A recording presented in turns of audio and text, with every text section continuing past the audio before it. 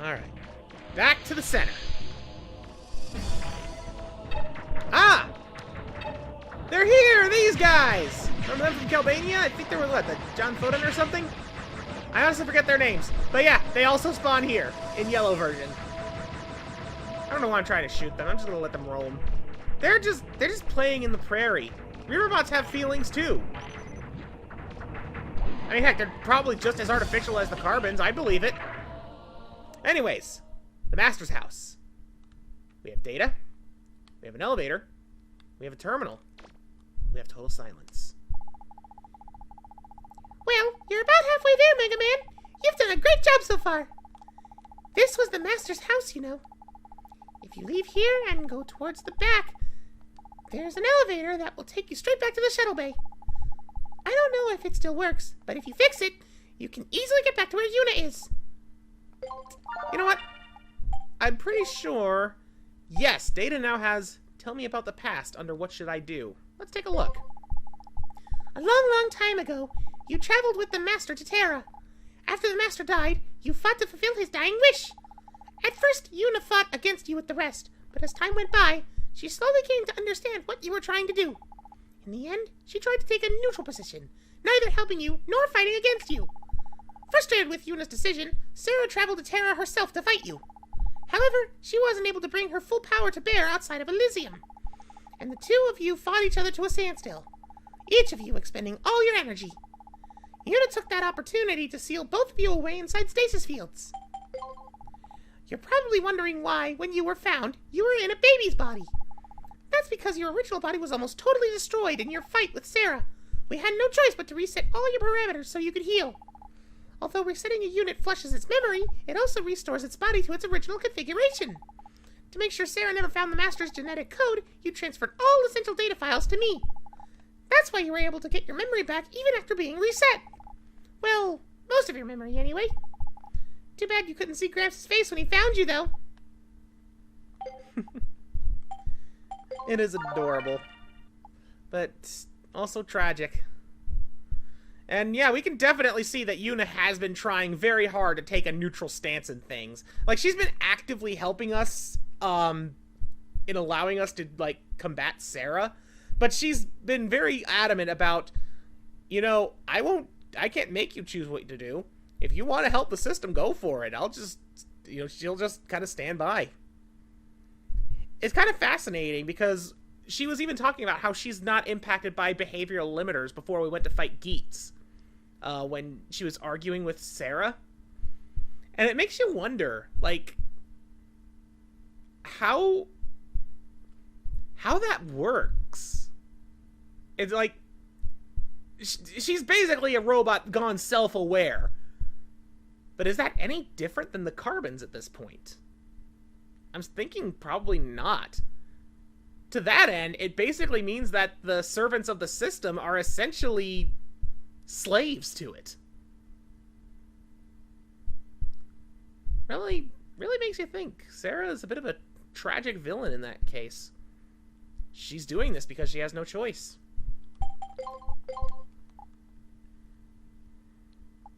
Either way, I think it's time to save before going down. And hitting the terminal, of course. Looks like the monitor has been destroyed. Nothing much to say about that. It's just been destroyed.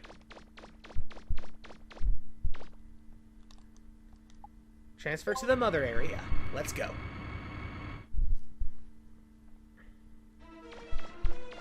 The gravity's back to normal. Are you ready? Things are going to get a little different from here on. This is it, Mega Man. Good luck. Welcome to the mother area. This place is both really big and really small. Lots of tight passageways and open air tunnels and such. But not a whole lot of enemies. But the enemies we fight are familiar faces. Welcome to the boss refight section of Mega Man Legends 2. Starting off with the Gargar Fumi, straight out of Manda Island ruins. They all operate the exact same way as they did in their original fights. Right down to the annoying Balfora for Gargar here. Only you are obviously way stronger, so they have more health. Not like it matters much. As you can tell. But this is pretty much what the Mother Zone is. It is the boss refight zone. I actually forget what the little tadpole bees are called. They're one of the few things that I did kind of have to look up before. I actually do remember a lot of the reaverbot names just by memory, but there's a few that still slip my mind every now and again, and they're on that list. Yeah. You know what? It ain't worth it. I can break the curse every once in a while. I'm sorry if that drives other people crazy. 100,000 zenny in that box. If you ever wanted to go back and upgrade any more parts, this would be the time. Also worth noting that I'm pretty sure entering the Master's house, or maybe it's just the residential area in general, unlocks the final junk shop upgrade. If we wanted to, we could go back and get the Kevlar Armor Omega. I don't think it gives any more Buster part options, though. But unless I feel the need to go back to replenish my energy canteen, I'm not going back to a junk shop. Anyways, next floor down. Surprise, we're not fighting them in order. It's Rimblemenji. I'm so happy we get to fight him again. And unlike Gargarfumi, this guy has actually got a bit of tank to him. Alright. Jump up. Alright, we can't hurt him while he's doing that. And laser!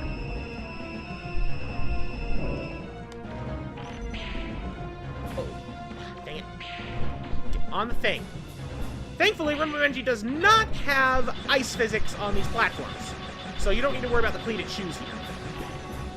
Other than that, he operates the same, right down to the, ice lava floor.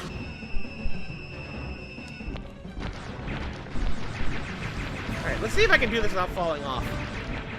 I can't blame ice physics for it before because I was using the pleated shoes, so this is identical to how I was doing it before. In terms of physics. Yeah, that's kind of what you need to do. You need to run circles around... I actually did it. You need to run circles around him and hit the, basically use the squares, the big square parts to, just run circles, like run zigzag circles to, avoid getting hit by his balls and get back ahead of him. So basically, he leads his shots, you have to lead them yourself.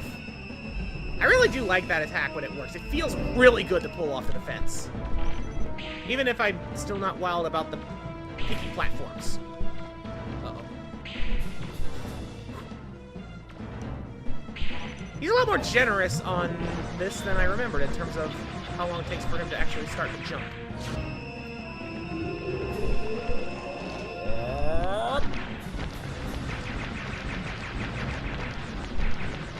Go! There we go. Trick the Rimble. Oh, I actually almost fell there. This is still going by a bit faster than our original battle with them, thanks to the power of the shining laser.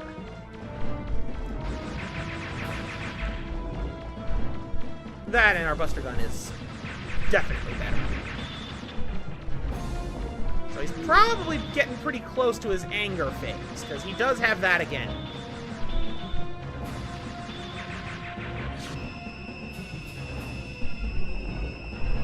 There he is. You know what? Skate time! Oh, okay, no, he actually kind of keeps up with your skates. That's okay, though. Come on, undulate! And he falls. Come on. Yes! One full laser was enough to bring him down from his undulation anger. Unfortunately, my shining laser is out of juice. I gotta watch his exploding animation.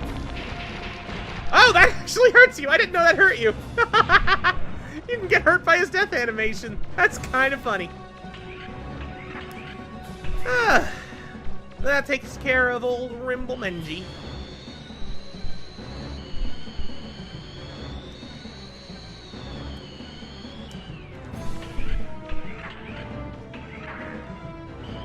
I don't know why they felt the need to have so many empty hallways here. It's a little bit weird, but it does also set a sense of scale in its own way. I don't know, I'm kind of neutral towards it. But it would be nice if there was a little more going on in the passageways. Oh well, what can you do?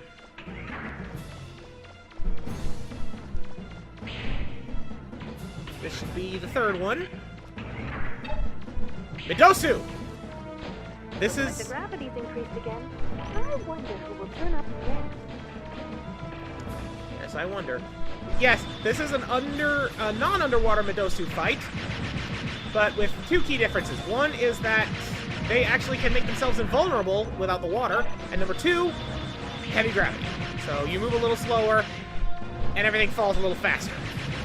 So this boss actually has 3 different ways to fight it. And, okay, I'm not bothering with the shining laser. It just doesn't work.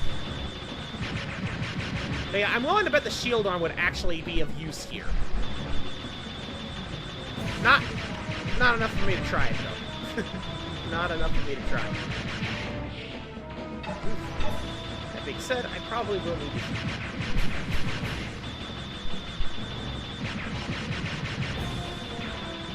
This is gonna be a long fight.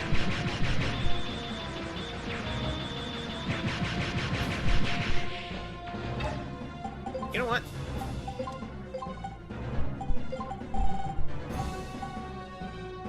Switching back to that. Give me the slightly higher attack and decreased range. I don't need the range on this one. I'll switch back after it. Yeah, that makes a difference. That's making a noticeable difference.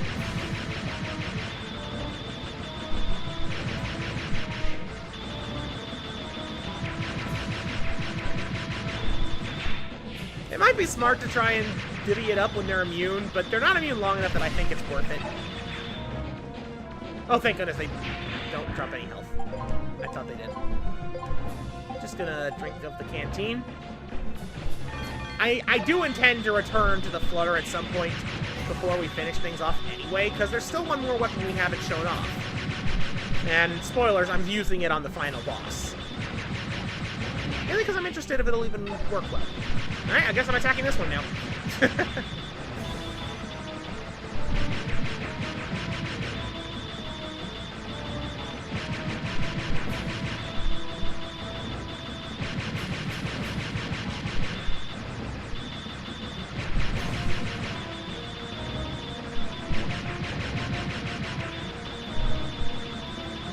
Yeah, it's kind of funny how little the extra gravity actually means in this fight.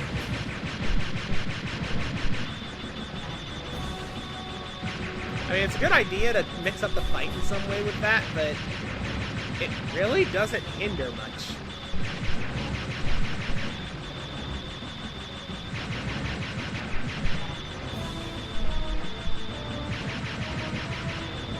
Now, what would have actually been a real challenge... Oh, man, Lord, I just thought of this, and the idea scares me.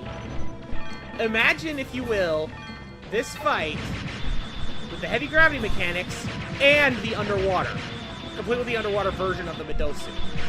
You wouldn't be able to do your high jumps. You would be stuck with the garbage low jumps while still also dealing with the water physics slog. That would be much more difficult, but it would not be fun. It would be a slog. Eat laser! Now there's only one of you I can do that.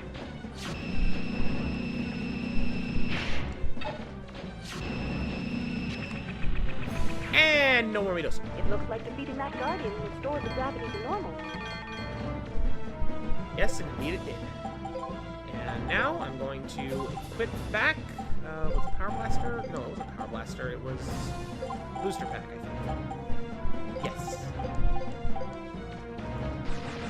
Back to that. Okay. Good. And we get 150,000 Zenny. Pretty sure is the single biggest Zenny box in the entire game. I don't think there's any more. I think that's actually the last box in the game. I don't think there's one after the next reaverbot. Could be wrong, though. We'll see. Because there is indeed one more Guardian for us to fight, all the way down on floor B7.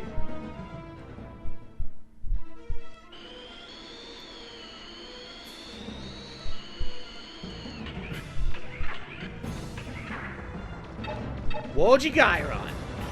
Knew he was coming. And yeah, he operates exactly the same as his original fight, just, again, a little tankier. Alright, let's laser it. You know what? I have yet to use it. Hyper cartridge. Full charge it, baby.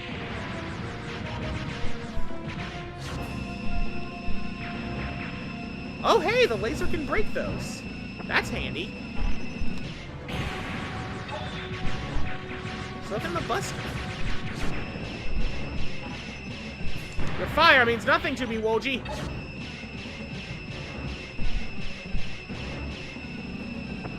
Man, he can sure take a beating. But he's also the least defensive when it comes to immune frames out of the four. Like, all three of the other Guardians have immune attacks. You know, Gargarfumi, he's actually kind of a reverse. He has vulnerable attacks. He's immune otherwise. You know, we saw with the Medosu that when they're spinning, nope, no hurting them. And then, of course, you know, Rimble Menji, sometimes when he undulates, nothing doing. I am already almost out of laser juice, and still got a long ways to go. Yeah, really wishing I could have upgraded this thing a little more, but what can you do? I mean, I could upgrade it another tier, probably. Actually, no. With all that Zenny I have gotten by going through the defense area twice and getting all of those big Zenny boxes, still, why did I think that was a good idea? I still can't afford to upgrade this thing even one more time in any area. Like, the cheapest upgrade was like 450k. I'm still 100k off. Shining Laser is ludicrously expensive. I should also mention that those prices are with the 10% cost reduction from the new toolkit that Roll gets for the bathroom scene. Which is insane. Anyways, Wojagairon is gone.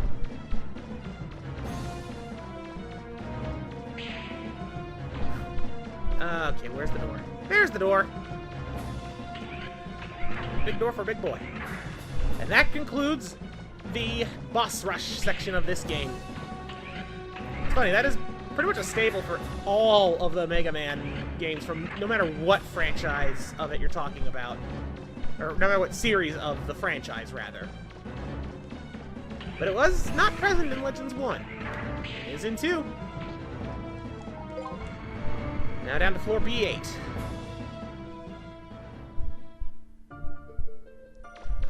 Suddenly things are a bit more tranquil. Go down this long hallway. Got another big empty room. Which... what is that down there? Are those like guns? It's hard to tell. Like, what's the purpose of these big rooms? Those are either guns or vehicles of some kind. I can see this being like a vehicle hangar. But more importantly, through this door, the 4 keys to the Mother Lode. They are, in fact, the keys to the great library of Elysium. And beyond this door lies the library and Mother Unit Sarah. Next time on Mega Man Legends 2, we save the world. Thanks for watching. Goodbye.